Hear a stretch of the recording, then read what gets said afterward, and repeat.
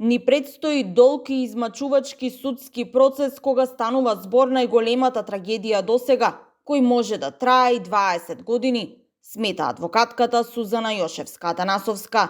Таа во Студио 10 на 24 нагласи дека вака како што е поставено обвинението нема начин да се скрати судењето, ако сакаме да ги обезбедиме сите права на одбраната.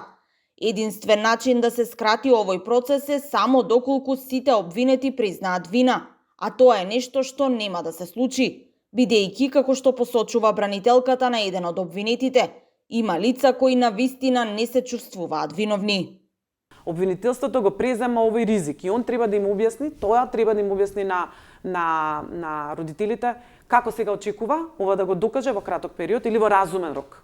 Многу ме интересира како планираат они ова да го водат, бидејќи и во нашата историја имаме предмети, во нашата понова историја имаме предмети кои многу долго време траеме и од таму можеме искуствата да ги влечеме дека основано можеме да тврдиме дека и ова ќе трае долго.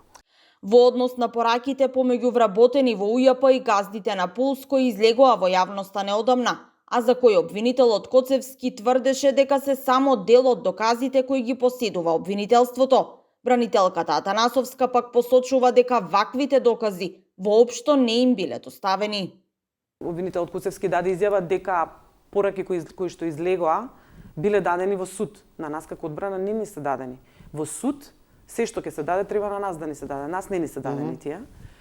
Значи да, точно после тоа треба да се открие дали обвинителството на вистина сите докази ги ценело на ист начин или некаде гледало повеќе, некаде гледало помалку и не било пристрасно при оценка на доказите и ги поддржувам родителите на вистина во таа борба и сметам дека треба да продолжат со тој јавен притисок.